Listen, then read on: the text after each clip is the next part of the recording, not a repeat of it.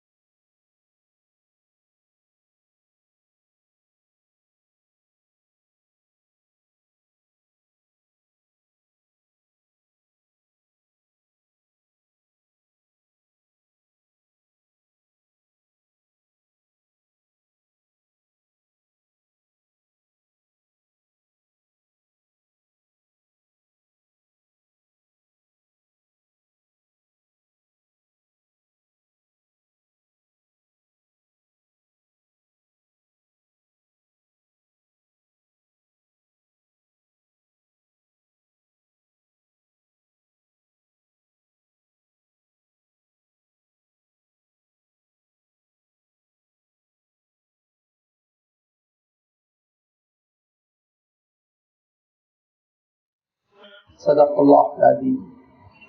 الحمدللہ رب العالمین، والصلاة والسلام علی سید المرسلین وعلی آلہ واصحابہ اجمعین، اما بعد۔ سورۃ الرعد کا یہ 5واں رکوع ہے جس کی ابھی آپ کے سامنے تلاوت کی گئی۔ اس رکوع میں اللہ تعالیٰ نے 2 باتیں ارشاد فرمائی ہیں۔ پہلی بات کا تعلق پچھلی آیتوں سے ہے جس میں اللہ تعالیٰ نے آپ صلی اللہ علیہ وسلم کی رسالت کا تذکرہ فرمایا اور آپ صلی اللہ علیہ وسلم کے مخالفین کے کھوکھلے دعووں کا تذکرہ فرمایا، ان کے غلط مطالبوں کا تذکرہ فرمایا۔ مثلا اللہ تعالیٰ نے ارشاد فرمایا کہ وہ یہ کہتے ہیں کہ اگر پہاڑ ریزہ ریزہ ہو جائیں، زمین کا سینہ شق ہو جائے، زمین پھٹ جائے، مرے ہوئے لوگ قبروں سے برآمد ہو کر زندہ ہو جائیں اور گواہی دے کہ آپ اللہ کے رسول ہیں، تو ہم اس پر غور کریں گے، تب ہم اس پر سوچیں گے۔ اللہ تعالیٰ ارشاد فرماتا ہے کہ یہ اپنی آنکھوں سے بہت سارے معجزات کو دیکھ رہے ہیں، یہ اپنے آنکھوں سے اس کائنات کو دیکھ رہے ہیں، چاند و سورج کو دیکھ رہے ہیں، ستاروں کو دیکھ رہے ہیں، دنیا کو دیکھ رہے ہیں، پھر بھی اللہ تعالیٰ کی ربوبیت پر ایمان نہیں لاتے، تو ان سے کیا توقع ہے کہ یہ سارے معجزات ظاہر کر دیے جائیں تو یہ ایمان لا لیں؟ اگر ان کو ایمان لانا ہوتا تو مینا کے مقام پر چاند کو 2 ٹکڑے ہوتا ہوا انہوں نے خود دیکھا تھا، لیکن انہوں نے اس موقع پہ کہا تھا سحر مستمر، پرانی جادوگری ہے، جادو کی وجہ سے ہمارے آنکھوں پر ایسا تاثر ڈالا گیا ہے کہ ہم نے یہ سمجھ لیا چاند ٹوٹا، وغیرہ وغیرہ۔ لہذا اللہ تعالیٰ ارشاد فرماتا ہے کہ جب تک کہ اللہ کا وعدہ نہ آ جائے، ان کو شکست نہ ہو جائے، یہ موت سے دوچار نہ ہو جائیں اور آخرت کی منزل تک یہ پہنچ نہ جائیں، یہ قبول کرنے والے نہیں ہیں، ان کے مزاج میں قبول کرنا نہیں ہے۔ اور یہ کوئی نئی بات نہیں ہے، یہ مطالبات اور یہ انداز، یہ رویہ پچھلے نبیوں اور رسولوں کے ساتھ بھی جاری رہا۔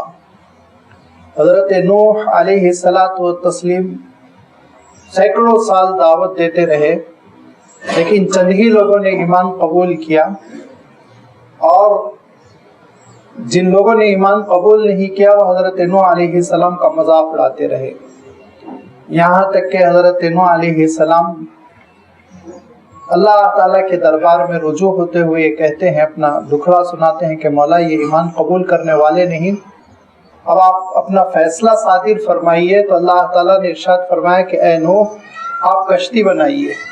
حضرت نوح علیہ السلام کشتی بنا رہے ہیں اور لوگ دل لگی کر رہے ہیں، مذاق کر رہے ہیں، جملے کس رہے ہیں، اور یہ کہہ رہے ہیں کہ اے نوح ہم نے تم سے کہا تھا کہ تم مزدور پیشہ لوگوں کے ساتھ نہ بیٹھو، دیکھو اب کارپینٹر بن گئے، کشتی بنانے لگے، ریت میں کشتی چلے گی، خشکی پہ کشتی چلے گی۔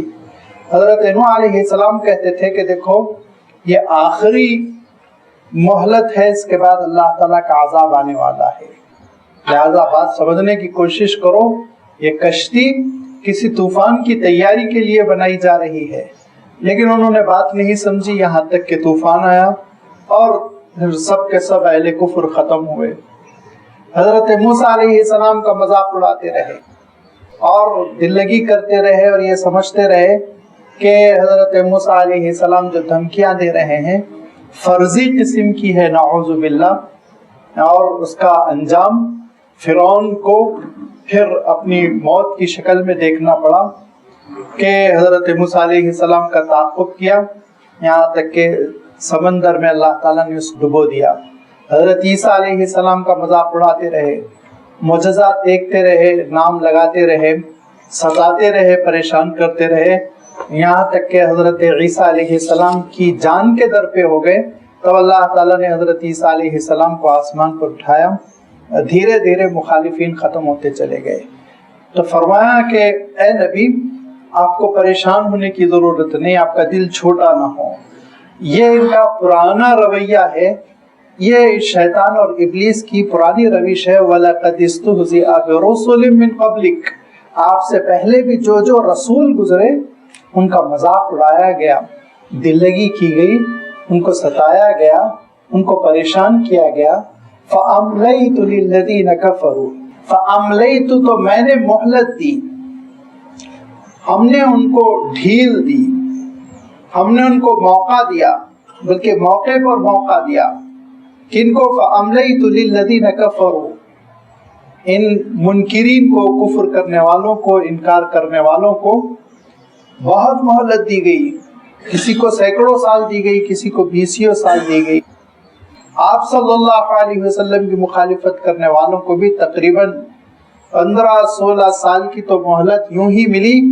پہلی چوٹ لگی ان کو بدر کے میدان میں، وہاں سے اللہ تعالیٰ نے یہ اس دائرے کو تنگ کرنا شروع کیا، ان کی ڈوری گویا کہ اللہ تعالیٰ نے کھینچنی شروع کی۔ لہذا اللہ تعالیٰ ارشاد فرماتا ہے فَأَمْلَيْتُ لِلَّذِينَ كَفَرُوا، تو ہم نے مہلت دی ان لوگوں کو جنہوں نے کفر کیا، ثُمَّ أَخَذْتُهُمْ، پھر پکڑ کی۔ اور جب پکڑ اللہ تعالیٰ فرماتا ہے تو پھر اللہ تعالیٰ کا ارشاد ہے کہ اس کی پکڑ بڑی مضبوط ہوتی ہے۔ جب وہ عذاب اور عقاب پر آتا ہے تو پھر اس کے بعد سے مہلت نہیں ملتی، پھر اس کے بعد اللہ تعالیٰ ارشاد فرماتا ہے لوگوں کو چیخنے کی، سسکنے کی اور تڑپنے کی بھی مہلت نہیں ملی، ایسے اللہ تعالیٰ کا عذاب آیا۔ فَكَيْفَ كَانَ عقاب، تو دیکھو میری سزا کیسی تھی، غور کرو میری سزا کیسی تھی، میرا عقاب کیسا تھا، میری پنشمنٹ کیسی تھی، کہ قوموں کی قومیں تباہ ہو گئی۔ اب حیرت کریں گے کہ اللہ تعالیٰ نے قرآن مجید میں ایک مقام پر یہ ارشاد فرمایا کہ ایک بڑی متمدن قسم کی قوم آباد تھی، ترقی یافتہ، قلعہ بنا رکھا تھا اور زبردست کنویں کھود رکھے تھے اور پانی اور آبپاشی کا نظام تھا اور فصلیں تھیں اور ہر قسم کے باغات تھے، لیکن اللہ تعالیٰ کا انکار وہ کرتے رہے، یہاں تک کہ اللہ تعالیٰ کی ایک سزا، یہ عذاب آیا زلزلے کی شکل میں۔ تو اللہ تعالیٰ ارشاد فرماتا ہے کہ تم وہاں کی چھتوں کو دیکھو گے، منزلوں اور عمارتوں کو دیکھو گے کہ الٹی پڑی ہوئی ہیں۔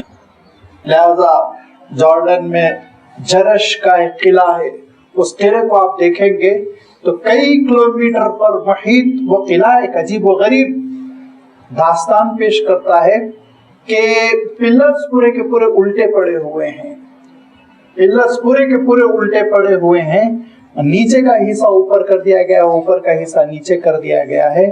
وہ دراصل رومیوں کا قلعہ تھا، بہت ظلم پر وہ آمادہ تھے، اور ان کے ظلم کا عالم یہ تھا کہ وہ اپنے قیدیوں کو شیروں سے لڑا کر تماشا دیکھا کرتے تھے۔ حضرت عیسیٰ علیہ السلام کی جب دعوت ان تک پہنچی تو انہوں نے حضرت عیسیٰ علیہ السلام کے ماننے والوں کو بہت ستایا، ان کو گڑھے کھود کھود کے جلایا اور ان کو زندگی بھر کے لیے قید و بند میں ڈالا، یہاں تک کہ اللہ تعالیٰ کا عذاب آیا تو اللہ تعالیٰ نے تہس نہس کر دیا۔ فکیف کان عقاب، ہمارا عقاب، ہماری سزا اور ہماری پکڑ کیسی ہے ذرا دیکھو۔ اب پھر عربوں کے لیے تو بہت زیادہ مشکل نہیں تھا کہ آپ جانتے ہیں مدینہ منورہ سے ملک شام کی طرف اگر آپ سفر کریں گے تو پھر دیار ثمود ملتے ہیں۔ قوم ثمود کے ساتھ اللہ تعالیٰ نے جو حشر کیا تھا اور اللہ تعالیٰ نے ان کے پتھروں کے مکانات کو جو نیست و نابود کیا تھا، اس کی علامتیں بکھری ہوئی ہیں، کئی کئی کلومیٹر تک آج بھی انسان گھوم گھوم کر دیکھ سکتا ہے، ان کی سنگ تراشی کو دیکھ سکتا ہے، ان کی فنکاری کو دیکھ سکتا ہے، اور پھر ان کی تباہی کو، ان کی بربادی کو دیکھ سکتا ہے۔ لہذا اللہ تعالیٰ ارشاد فرماتا ہے فَكَيْفَ كَانَ عِقَابِ، یاد رکھو، دیکھ لو ہماری پکڑ کیسی رہی۔ جب ہم نے پکڑ کی، ہمارا عذاب آیا اور ہم نے جب ان کو تباہ کیا تو کس طرح تباہ کیا، ذرا اس کو ایک مرتبہ دیکھو۔ کیوں؟ اس لیے کہ اللہ تعالیٰ کا عالم یہ ہے، قادر مطلق ہے، وہ جو چاہے وہ فرمائے۔ أَفَمَنْ هُوَ قَائِمٌ عَلَى كُلِّ نَفْسٍ بِمَا كَسَبَتْ، وہ ذات جو ہر شخص پر نگران ہے، کنٹرول کرنے والی ذات ہے، بما کسبت، جو کچھ وہ کر رہا ہے۔ بما کسبت کے معنی صرف یہ نہیں ہے کہ جو کچھ وہ کما رہا ہے، آمدنی ہو رہی ہے، بلکہ بما کسبت عربی کے اعتبار سے اس کے معنی یہ ہے کہ جو کچھ وہ بھلائی کما رہا ہے، برائی کما رہا ہے، نیکی جمع کر رہا ہے، شر کو جمع کر رہا ہے، یہ ساری چیزیں اللہ تعالیٰ کی نگرانی میں ہو رہی ہیں، اور کسی بھی چیز سے اللہ تعالیٰ ناواقف یا نعوذ باللہ غافل ہرگز نہیں ہے۔ جو کچھ ہو رہا ہے اس کی نگاہوں میں ہو رہا ہے، تو لازمی بات ہے جب جو کچھ ہو رہا ہے اس کی نگاہوں میں، تو یہ بولنے میں جملہ خبر دینے والا ہے، اس کو عربی کے اعتبار سے کہتے ہیں جملہ خبریہ، اطلاع دی جا رہی ہے۔ اس میں اگرچہ کہ ایک انفارمیشن ہے، لیکن حقیقت میں غور کریں آپ تو اس کے تہ میں ایک دھمکی ہے، ڈرایا جا رہا ہے۔ اور یہ اسلوب ہمارے پاس بھی رائج ہے۔ اگر کوئی بڑے بزرگ بیٹھے ہوئے ہیں اور سامنے ایک لڑکا اور ایک بچہ مستقل شرارت کر رہا ہے اور وہ یہ کہتے ہیں میں دیکھ رہا ہوں، تو اس کے آپ کیا معنی لیں گے؟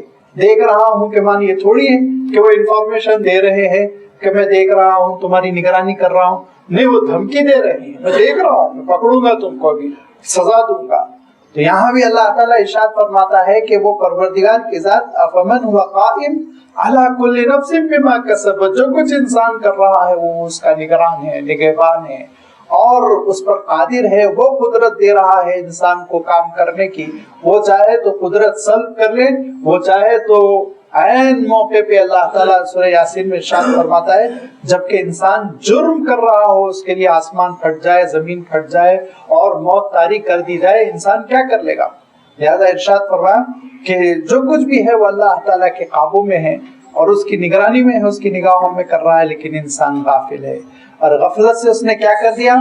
وَجَعَلُوا لِلَّهِ شُرَكَاءَ، اس نے اللہ تعالیٰ کے ساتھ بہت ساری چیزوں کو شریک قرار دیا ہے، اور ان سے وہ سمجھتا ہے کہ کام بن جائے گا، مدد مل جائے گی۔ اللہ تعالیٰ ارشاد فرماتا ہے جن چیزوں کو اللہ تعالیٰ کی ذات میں شریک کیا گیا ہے اور ان جھوٹے اور باطل خداؤں کو یہ سمجھا جاتا ہے کہ وہ خدائی میں نعوذ باللہ شریک کار ہیں، تو قل سموہم، بتاؤ ان کی کیا ڈیوٹیز ہے۔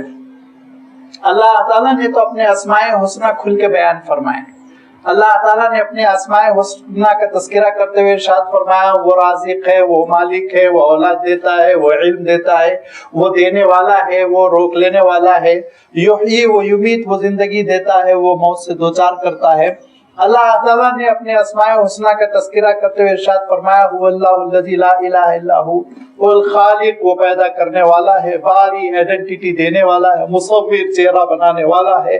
وہ تو اپنی ساری کی ساری جو صفاتیں ہیں جن کو ہم اسماء حسنہ کہتے ہیں ان کی تفصیل بیان کی۔ اللہ تعالیٰ ارشاد فرماتا ہے جن کو تم نے جھوٹا خدا بنا رکھا ہے اور خدائی میں شریک کیا، سموہم، ذرا ان کے صفات بتاؤ صفات، ان میں کون ہے جو رازق ہے، رزق دے سکتا ہے، کون ہے اس میں جو زندگی دے سکتا ہے، کون ہے اس میں جو موت دے سکتا ہے، کون ہے اس میں جو تمہاری بگڑی ہوئی بنا سکتا، کون ہے اس میں جو درخت اگا سکتا ہے، درخت میں پھل لگا سکتا ہے، کون ہے اس میں جو پھل کے اندر مٹھاس پیدا کر سکتا ہے، کون ہے، پوچھو کس کے اندر ہے یہ صلاحیت۔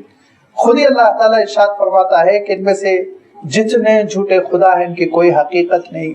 ام تنبئونہ بما لا یعلم فی الارض، کیا تم چاہتے ہو کہ اللہ تعالیٰ کو اس چیز کی اطلاع دو جس کا وجود ہی نہیں ہے زمین پر؟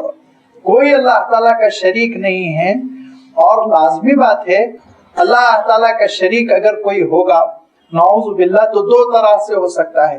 ایک تو یہ کہ اللہ کے علم میں ہے، اللہ تعالیٰ نے اجازت دی، اللہ تعالیٰ نے اس کو اتھارٹی دی، اللہ تعالیٰ نے کہا کہ تم یہ ڈپارٹمنٹ سنبھال لو، ہم لوگوں کو اولاد نہیں دے سکتے، ہمارا مسئلہ ذرا ہو گیا ہے، ہندوستان بھر کے لیے یا آندھرا پردیش کے لیے تم اولاد دینے کا ڈپارٹمنٹ لے لو۔ کوئی نہ کوئی اللہ تعالیٰ نے آیت نازل کی ہوگی، دلیل دی ہوگی، وہی بھیجی ہوگی۔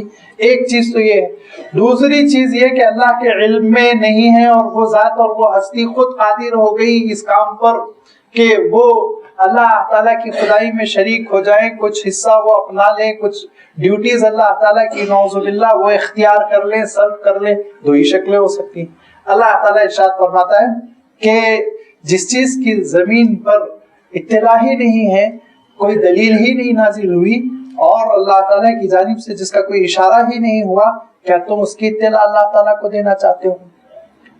یا پھر یہ کہ ام بظاہر من القول، کہ کوئی بات ہے جو ظاہری ہے اور جس پر آیت نازل کر دی گئی، جس پر نص ہے، جس کی حقیقت تم سب کو معلوم ہے اور دین میں اس کا تعارف ہو چکا ہے، تو پھر لازمی بات ہے وہ ہے تو وہ پیش کرو، کسی طرح کی کوئی دلیل پیش کرو۔ اگر کوئی بغاوت پر آمادہ ہو جائے اور یہ چاہے کہ وہ اللہ تعالیٰ کی خدائی میں دخل دے اور پھر وہ غلط فہمی میں مبتلا ہو جائے، جیسے کہ فرعون اپنی حکومت کی وجہ سے غلط فہمی میں مبتلا ہوا تھا اور اس نے یہ سمجھ رکھا تھا کہ میں خدائی میں شریک ہوں، تو اللہ تعالیٰ نے اس کو ذلیل الخوار کر کے مارا، بڑی ذلت کے ساتھ اللہ تعالیٰ نے مارا، اس ذلت کے ساتھ کہ جب وہ مر رہا تھا، توبہ کر رہا تھا، اور حضرت جبرائیل علیہ السلام اس کے منہ میں کیچڑ ڈال رہے تھے، اس ذلت کے ساتھ وہ دنیا سے گیا۔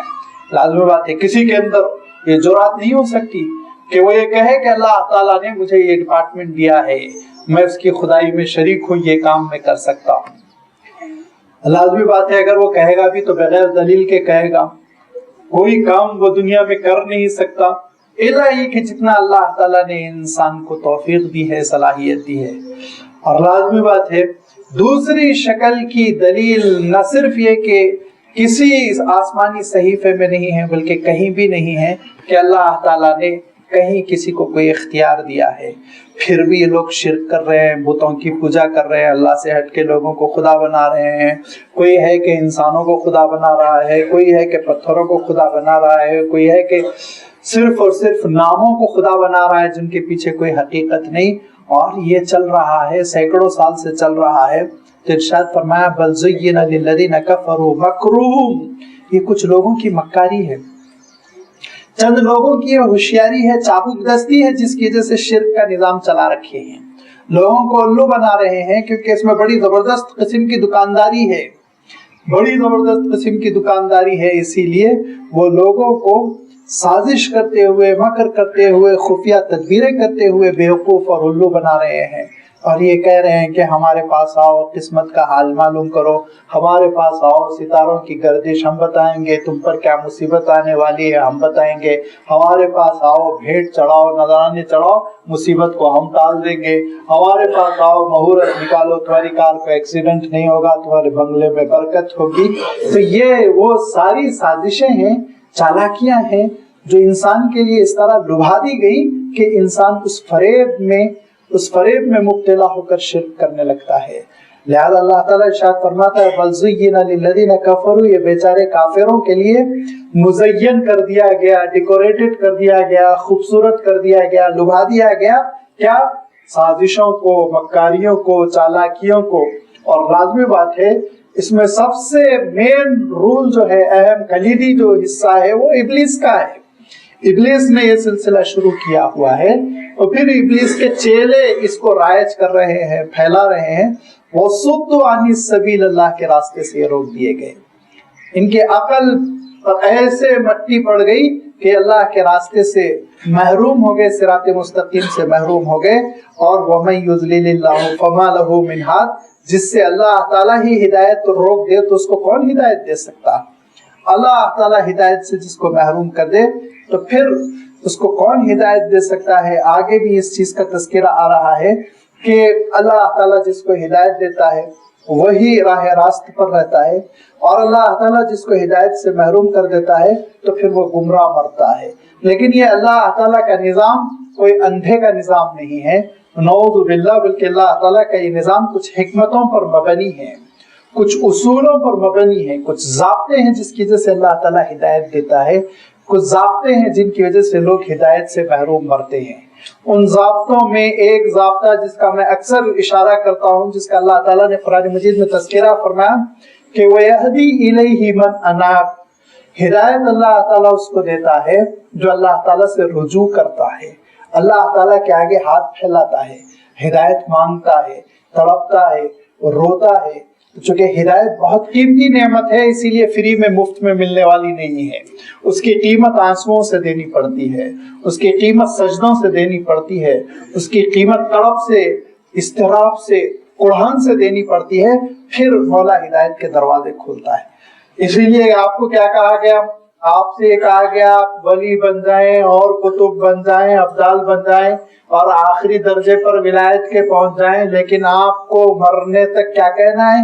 اہدنا الصراط المستقیم، اہدنا الصراط المستقیم۔ نبی نے بھی یہی کہا، رسول نے بھی یہی کہا، آخر وقت تک یہی کہا نمازوں میں کہ اللہ ہدایت دیتے رہیے، اللہ ہدایت دیتے رہیے۔ آپ کو بھی یہی کہنا ہے، یہ نہیں کہ میں مسلم خانوادے میں پیدا ہو گیا، ایمان والا ہوں، متشرع ہوں، ماشاءاللہ، اب کیا ہدایت رہ گئی؟ کہا نہیں، یاد رکھو وہ رحمان کی دو انگلیوں کے درمیان تمہارا قلب ہے، جدھر چاہے وہ پھیر دے، یصرفها کیف یشاء۔ ہدایت پر پھیرنا ہو تو ہدایت پہ پھیر دے، ہدایت سے محروم کرنا ہو تو ہدایت سے محروم کر دے۔ لہذا عاجزی کے ساتھ، بندگی کے ساتھ اس کو یاد کرتے رہو اور ہدایت طلب کرتے رہو۔ وَمَن يُضْلِلِ اللَّهُ فَمَا لَهُ مِنْ هَادٍ، تصور کر لو وہ قادر مطلق ایسا ہے، اس کو تمہاری ضرورت نہیں ہے، تم کو اس کی ضرورت ہے، لہذا ہدایت مانگتے رہو۔ اب ان کا عالم یہ ہے کہ کفر ان کی نگاہوں میں، شرک ان کی نگاہوں میں، نافرمانی ان کی نگاہوں میں لبھا دی گئی، اور اب اس میں ان کو مزہ آنے لگا۔ اب اس میں ان کے لیے عیاشی ہے، جشن ہے، سیلیبریشن ہے، عیدیں ہیں، پٹاخے ہیں، تماشے ہیں، لیکن یاد رکھو اس کا نتیجہ کیا ہوگا؟ لہم عذاب فی الحیات الدنیا، دنیا کی زندگی میں بھی عذاب کا مزہ چکھیں گے۔ وَلَعَذَابُ الْآخِرَةِ أَشَقُّ، آخرت کا عذاب تو بہت شدید ترین ہے، سخت ترین ہے، ہر اعتبار سے، مدت کے اعتبار سے بھی وہ بہت لمبا ہے، ختم نہیں ہونے والا ہے، اور کیفیت کے اعتبار سے بھی وہ بہت سخت ہے۔ وَمَا لَهُم مِّنَ اللَّهِ مِن وَاقٍ، اور اللہ کے سوا کوئی بچانے والا نہیں، اور اللہ تعالیٰ اسی کو بچاتا ہے جو اللہ کی پناہ میں آتا ہے۔ جب ہم اللہ تعالیٰ کا کلام ختم کرنے لگتے ہیں تو اللہ تعالیٰ نے آخری صورتوں میں کیا ارشاد فرمایا؟ آخری صورتوں میں تاکید کر دی کہ یوں پڑھو قل اعوذ برب الناس ملک الناس الہ الناس، مولا آپ کی پناہ میں آتا ہوں، اللہ آپ کی پناہ میں جینا چاہتا ہوں، آپ لوگوں کے بادشاہ ہیں، آپ کائنات کے مالک ہیں، ملکیت آپ ہی کی ہے، حفاظت آپ ہی فرما سکتے ہیں، اللہ میں آپ ہی کی حفاظت میں جینا چاہتا ہوں، آپ ہی کی حفاظت میں میری آخرت ہو۔ فرمایا اگر اللہ کی حفاظت نہ ہو، اگر اللہ تعالیٰ نہ بچائے تو فما لهم من اللہ من واق، پھر کوئی بچانے والا نہیں۔ مثل الجنت التي وعد المتقون، اور جو بچ رہے ہیں کس سے؟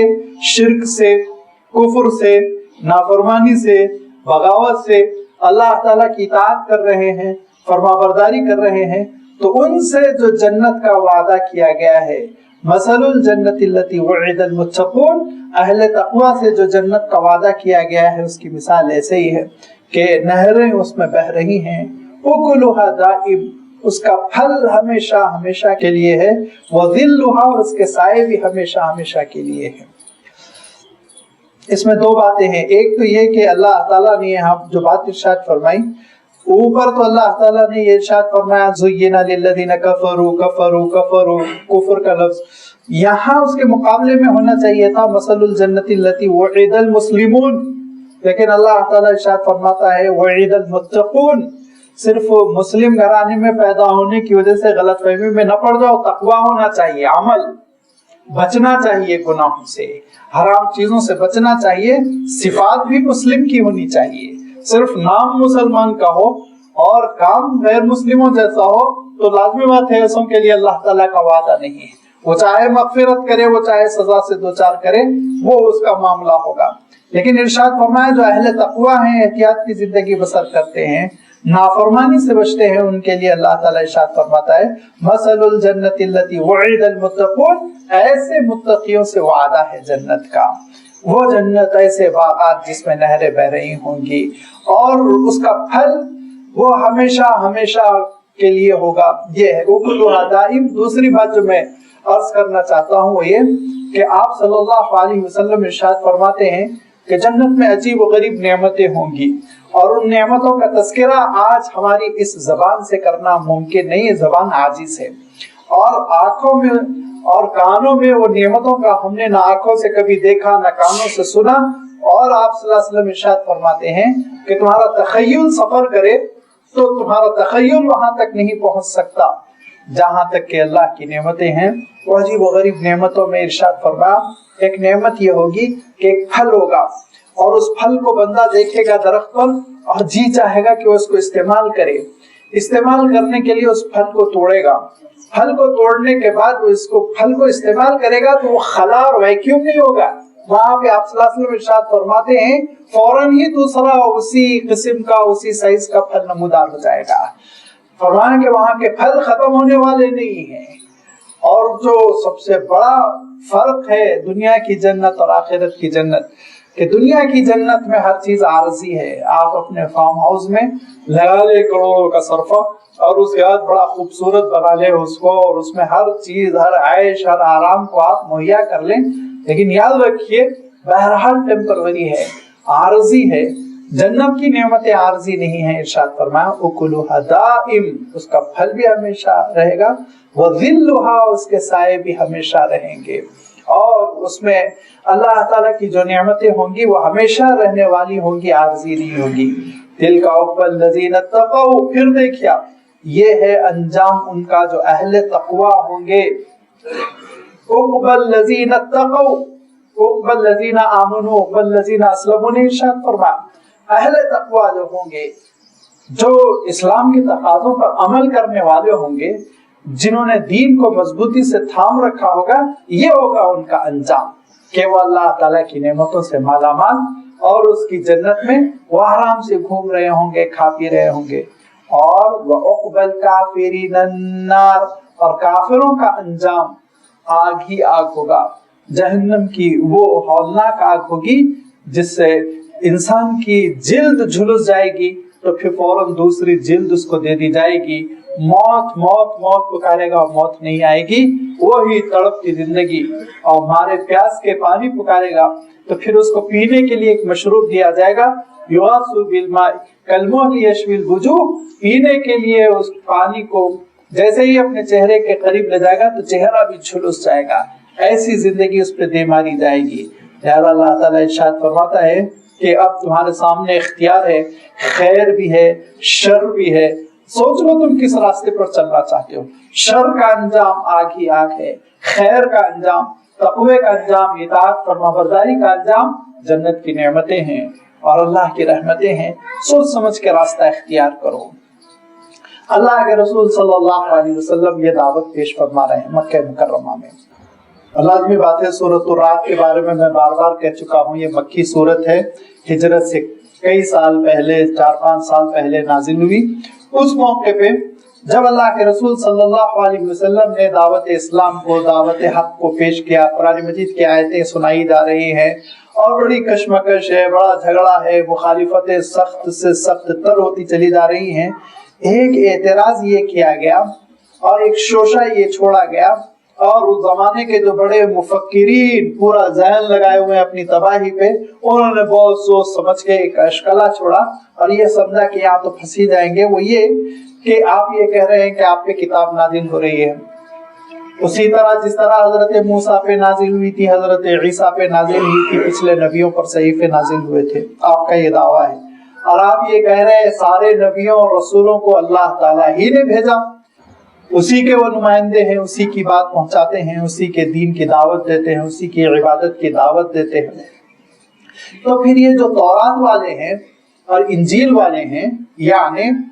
اس زمانے میں ممتاز تھے یہودی اور عیسائی، اور وہ اپنی کتاب کو جیسی بھی تھی پکڑے ہوئے تھے، بہرحال موجودہ دور کے اہل کتاب کی طرح نہیں تھے جنہوں نے تو اپنی کتابوں کو اب اپنی زندگیوں سے نکال کر پھینک ڈالا۔ آپ صلی اللہ علیہ وسلم کے زمانے میں اہل کتاب، یاد رکھیے، کتاب کو تھامے ہوئے تھے اور اہل تورات کے احکام کو ماننے کی کوشش کرتے تھے، اہل انجیل کے احکام کو ماننے کی کوشش کرتے تھے۔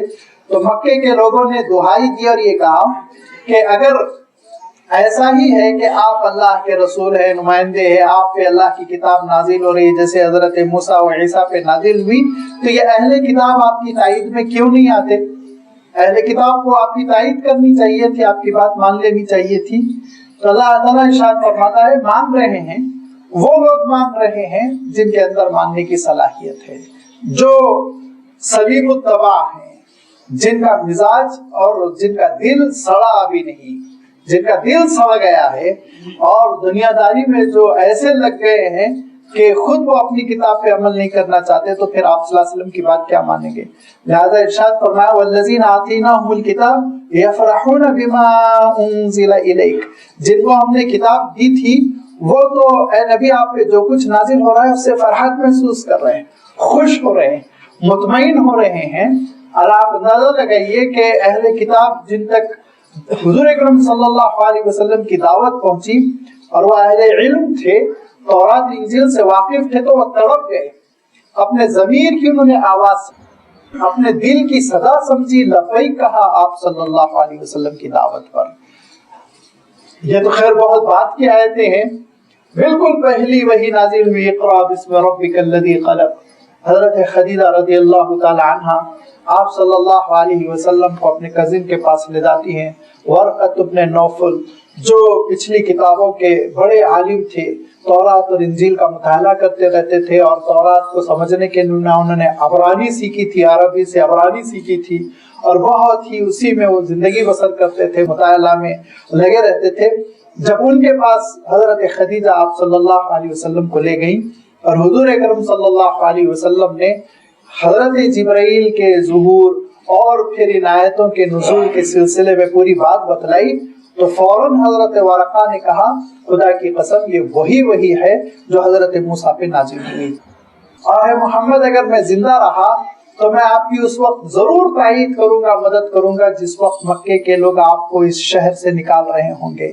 تو حضور اکرم صلی اللہ علیہ وسلم نے حیرت سے پوچھا اوا مخرجیہ ہوں، مجھے نکال دیں گے؟ میرے پاس تو امانتیں رکھتے ہیں، میرے سے تو فیصلے کراتے ہیں، میرے پیچھے پیچھے بھاگتے ہیں اور مجھے امین کہتے ہیں، صادق کہتے ہیں، مجھے بستی سے نکال دیں گے؟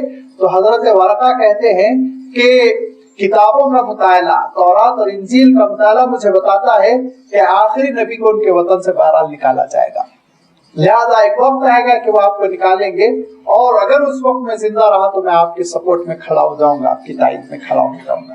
لیکن اللہ تعالیٰ نے ان کو اتنی طویل حیات نہ دی، جس کی وجہ سے اس سے پہلے ہی وہ وفات ہو چکی تھی۔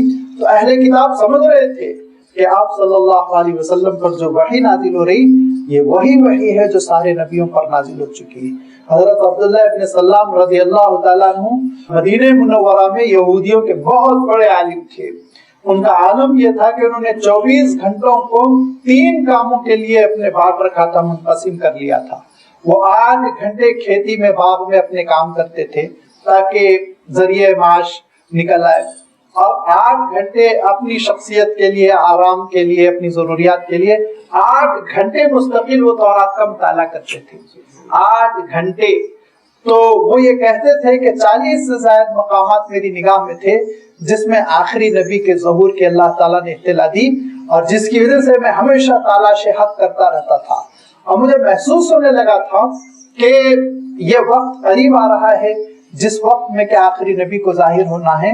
لہذا مدینہ منورہ سے باہر وہ اپنے کھجور کے باغ میں کام کر رہے تھے، اور آپ جانتے ہیں کھجور کا درخت اچھا خاصا لمبا ہوتا، اوپر چڑھے ہوئے تھے، نیچے ان کی ضعیف پھوپھی بیٹھی ہوئی تھی، غالباً پھل توڑ کے وہ نیچے دے رہے تھے کہ دیکھا کہ ایک جلوس ہے جو مدینے کی طرف آ رہا ہے، اور انصاریوں کے نرغے میں کچھ چہرے ہیں جن کو وہ لے کر مدینے کی طرف آگے بڑھ رہے ہیں.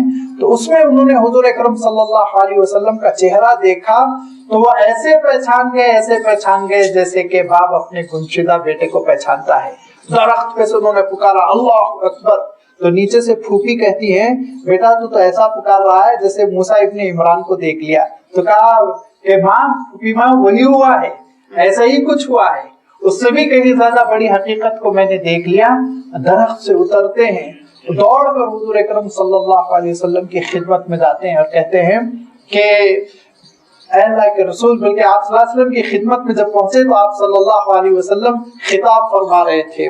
بیٹھ گئے تو دیکھا اللہ کے رسول صلی اللہ علیہ وسلم یہ ارشاد فرما رہے تھے. آپ صلی اللہ علیہ وسلم کا جو جملہ تھا اس کو انہوں نے محفوظ رکھا اور اس کی بعد میں روایت کی، اور حدیث کی کتابوں میں یہ جملہ ملتا ہے. آپ صلی اللہ علیہ وسلم ارشاد فرما رہے تھے یا ایھا الناس افشوا السلام واطعموا الطعام وصلوا والناس نیام تدخلوا جنت ربکم بسلام.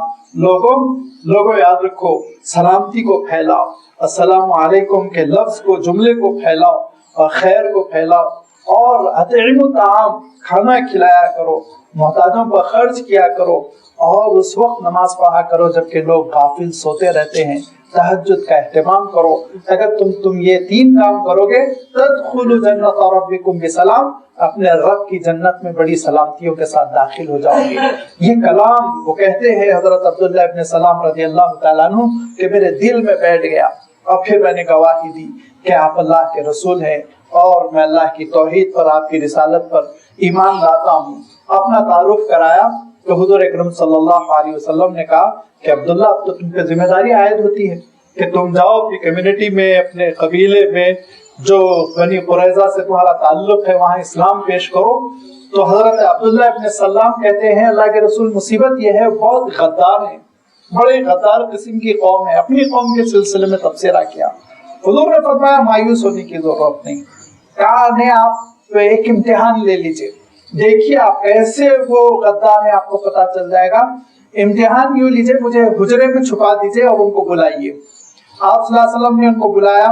حضرت عبداللہ ابن سلام پیچھے حجرے میں چھپے ہوئے. کہا عبداللہ ابن سلام کے بارے میں تمہاری کیا رائے ہے؟ کہا ہم میں سب سے بڑا عالم، سب سے زیادہ متقی اور ہمارا لیڈر، ہم اس کی بات مانتے ہیں، وہ جو کہتے ہیں ہم سنتے ہیں. اس کے بعد سے حضور اکرم صلی اللہ علیہ وسلم نے کہا عبداللہ باہر آ جاؤ. باہر آئے. کہا دیکھ عبداللہ کیا کہتے ہیں سنو. تو حضرت عبداللہ نے کہا میں گواہی دیتا ہوں کہ محمد اللہ کے رسول ہے.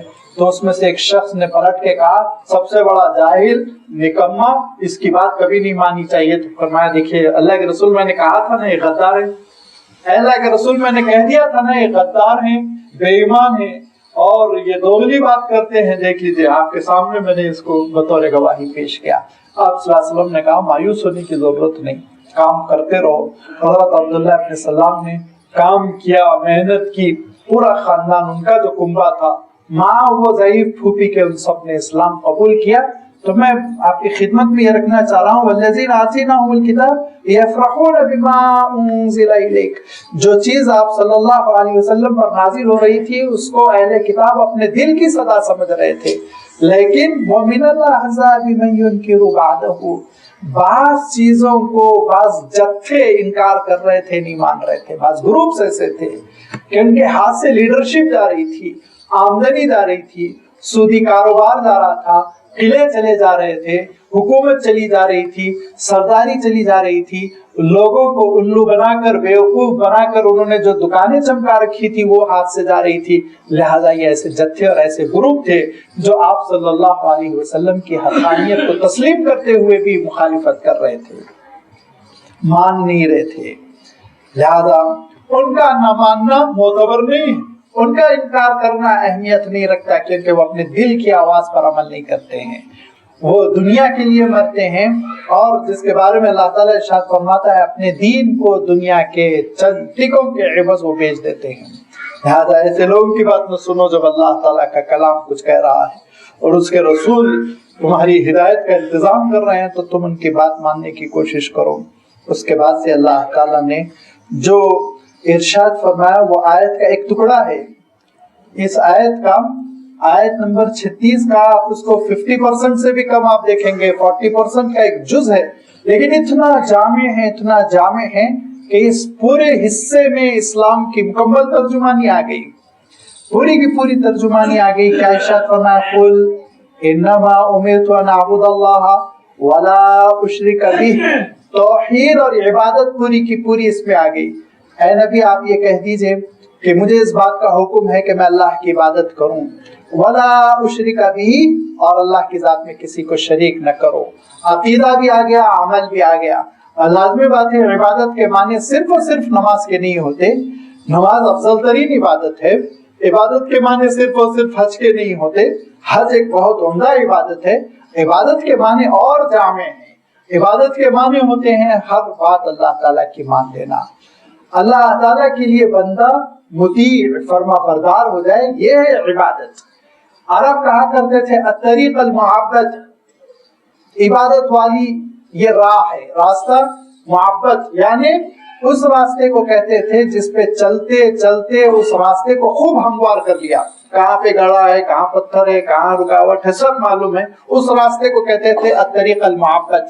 इसके माने ये कि बंदा अल्लाह ताला के लिए इतना हमवार हो जाए, इतना नर्म हो जाए कि वो सारे अल्लाह ताला के अहकाम से वाकिफ, सारे नशेब व फराज से वाकिफ, ये है असल इबादत का तसव्वुर। तो इरशाद फरमाया कि उमिरतु अन अअबुदल्लाह, अल्लाह ही की इबादत, उसी के दरबार में झुकने और उसी की बात मानने का मुझे हुक्म है, वला उशरिका बिही, और मैं उसके साथ किसी को शरीक नहीं करता। अकीदा भी आ गया, अमल भी। और आगे देखिए, इलैहि अदउ, उसी की जानिब मैं दावत देता हूँ। रिसालत आ गई, रिसालत आ गई कि मैं अल्लाह ताला की जानिब से नुमाइंदा हूँ। दाइयन इलल्लाहि बिइज़्निही व सिराजम मुनीरा, जिसको अल्लाह ताला इरशाद फरमाया कि अल्लाह की जानिब में दावत देने वाला और रोशन चराग के मानिंद हूँ। इलैहि अदउ, और वह इलैहि मआब, और अंजाम कार भी उसी के हाथों में है। आखिरत का तसव्वुर आ गया, लिहाजा अकीदा आ गया, तौहीद, रिसालत और आखिरत, तीनों का तज़किरा आ गया। इरशाद फरमाया कि जाना कहाँ है तुमको, कहीं और थोड़ी जाना है। इलैहि मआब, अल्लाह की तरफ लौट कर जाना है। लाज़मी बात है जब उसकी तरफ जाना है, उसकी बात मानना और उसकी इताअत करना अज़हद जरूरी है। इरशाद फरमाया वकज़ालिका अंज़लनाहु हुक्मन अरबिय्या, जैसे पिछली किताबें नाजिल की गई, पिछले सहीफे नाजिल किए गए, इसी तरह ये भी एक किताब अरबी है जिसको नाजिल किया जा रहा है, कुरान मजीद। और उसके लिए अल्लाह ताला ने कहीं लफ्ज़ जिक्र इरशाद फरमाया, इन्ना नहनु नज़्ज़लना ज़िक्र व इन्ना लहु लहाफ़िज़ून। यहाँ पे अल्लाह ताला ने हुक्म इसलिए इरशाद फरमाया दो वजह से। एक तो हुक्म के अरबी में माने होते हैं जस्टिफिकेशन, इंसाफ करना, और हकम उसको कहते हैं जिसको हम जज कहते हैं, फैसला करने वाला। तो ये फैसला करने वाला कलाम है हक व बातिल के दरमियान। और इसी तरह हुक्म अहकाम के लिए भी आता है कि ये अहकाम का मजमुआ है, इसमें तुम्हारे करने के लिए कुछ ऑर्डिनेंस है, कुछ अहकाम है, अल्लाह ताला की जानिब से कुछ हुक्म दिए गए हैं, और इसको अल्लाह ताला ने अरबी में नाजिल किया है। असल ये कलाम अरबी है, और इस अरबी की दो तशरीहात की गई। एक तो ये कि आप हुक्मन अरबिया से मुराद ये लें कि ये अल्लाह ताला के वाज़ेह खुले हुए दो टोक साफ साफ अहकाम है। अरबी के माने यही होते हैं फसाहत वाला, अरबी के माने होते हैं वजाहत के साथ खुले हुए अंदाज में। یا پھر دوسرا ترجمہ آپ وہ کر لیں آسان سا، حکمن عربیہ، یہ عربی زبان کا کلام ہے جو عربی میں اللہ تعالیٰ نے نازل کیا. اللہ تعالیٰ نے اپنے آخری صحیفے کے لیے عربی زبان کا انتخاب کیا، اور اللہ تعالیٰ نے اس کی وجہ سے اس زبان کو بھی زندگی عنایت فرمائی، ایک عمر طویل عنایت فرمائی. یہ اللہ تعالیٰ کا فیصلہ ہے. کیوں اللہ تعالیٰ نے عربی کا انتخاب کیا؟ اس کے سلسلے میں کچھ باتیں آپ کو یاد ہوگا سورہ یوسف کے آغاز میں، جہاں پہ کہ اللہ تعالیٰ نے انا انزلناہ یہ ارشاد فرماتا ہے کہ ہم نے اس کلام کو عربی میں نازل کیا. اس موقع پہ وضاحت کی گئی تھی کہ عربی زبان کو اللہ تعالیٰ نے مانچ کر پہلے خوبصورت کر لیا اور پھر اس کے بعد اپنے کلام کو نازل کیا. آج تک اسی شکل میں یہ زبان برقرار ہے، اس کی بڑی حکمتیں ہیں. وَكَذَلِكَ أَنزَلْنَاهُ حُكْمًا عَرَبِيًّا وَلَئِنِ اتَّبَعْتَ أَهْوَاءَهُمْ بَعْدَ مَا جَاءَكَ مِنَ الْعِلْمِ. یاد رکھیے وحی آ جانے کے بعد لوگوں کی خواہشوں کی پیروی اگر کی جائے تو ارشاد فرمایا مَا لَكَ مِنَ اللَّهِ مِن وَلِيٍّ وَلَا وَاقٍ. نہ تمہارا کوئی مددگار ہوگا اور نہ ہی تم کو کوئی مصیبتوں سے بچانے والا ہوگا. العلم آ چکا ہے وحی کی بنیاد پہ. اللہ تعالیٰ کی کتاب سے ماخوذ، اللہ تعالیٰ کی کتاب سے مستنبت، اللہ تعالیٰ کی کتاب سے نکلا ہوا علم وہ علم اسلام ہے، وہ تمہارے پاس آ چکا ہے. تو اب تم لوگوں کے خواہشات کی پیروی کیسے کر سکتے ہو؟ کسی کی چاہت یہ ہے، خواہش یہ ہے کہ شرک ہو، کسی کی خواہش یہ ہے الہاد ہو، کسی کی خواہش یہ ہے بغاوت ہو، کسی کی خواہش یہ ہے کہ شہوات کی زندگی ہو، کسی کی خواہش یہ ہے کہ تعیش ہو. تو یہ ابلیسی خواہشوں کی تم کیسے رعایت کر سکتے ہو جبکہ تمہارے پاس علم آ چکا ہے؟ العلم اللہ کے پاس سے قرآن پاک کی شکل میں آ چکا ہے. تو اب اگر تم پیروی اگر کر سکتے ہو تو بس اللہ کی کتاب کی، اور اگر اللہ کی کتاب کو چھوڑ دیا اور یہ سمجھا کہ ان کا غلبہ ہے، ان کی حکومت ہے، یہ کام بنانے والے ہیں، ان کے پاس دولت ہے، ان کے پاس سائنس ہے، ان کے پاس ٹیکنالوجی ہے، ان کی پیروی کرو، ان کا ساتھ دو، اور پھر چلو تم ادھر جدھر کی ہوا ہو اور ان کو لباس پہنو جو جس دیش میں جو بھیس ہے وہ اختیار کرو، تو یاد رکھو دنیا تو گزر جائے گی. یہ سب نعرے وقتی طور پہ تو اچھے لگیں گے، لیکن اگر تم نے اپنی اسلامی آئیڈینٹی نہیں رکھی، اگر تم نے اللہ کی کتاب کو نہیں تھاما، اگر تم نے اللہ کے رسول کی پیروی نہیں کی، اللہ کے دین کو نہیں اپنایا، تو ایک بات یاد رکھو، کان کھول کے سن لو کہ ما لک من اللہ من ولی، پھر تمہارا کوئی مددگار نہیں. لوگ تم کو ووٹ بینک کے طور پر استعمال کریں گے، لوگ تم کو الو بنائیں گے اور اپنا مطلب تم سے پورا کریں گے، پھر تم کو پوچے ہوئے کاغذ کی طرح، ٹیشو پیپر کی طرح پھینک دیں گے، تم کو استعمال شدہ چیز کی طرح وہ کوڑے دان میں ڈال دیں گے. تمہاری کوئی حقیقت نہیں، تمہاری صدا احتجاج کی کوئی حقیقت نہیں رہ جائے گی. لہذا اللہ کے دین کو اپناؤ، تم اللہ کی کتاب کو اپناؤ، تم اس کے رسول کی شریعت کو اپناؤ، اس پر اڑ جاؤ، تو پھر اللہ کی مدد تمہارے ساتھ ہوگی. محسوس ہوگا حالات بگڑ رہے ہیں، وہ بگڑنے نہیں دے گا. محسوس ہوگا کہ تمہاری تباہی کا انتظام کیا جا رہا ہے، لیکن وہ تم کو بچا لے گا. کیونکہ ارشاد فرمایا ما لک من اللہ من ولی ولا واق. اگر اللہ کو چھوڑ کر دیگر قوموں کی ان کی خواہشات کی پیروی کرو گے تو پھر یاد رکھو اللہ سے ہٹ کے تمہارا کوئی مددگار نہیں، اللہ سے ہٹ کے تم کو کوئی بچانے والا نہیں.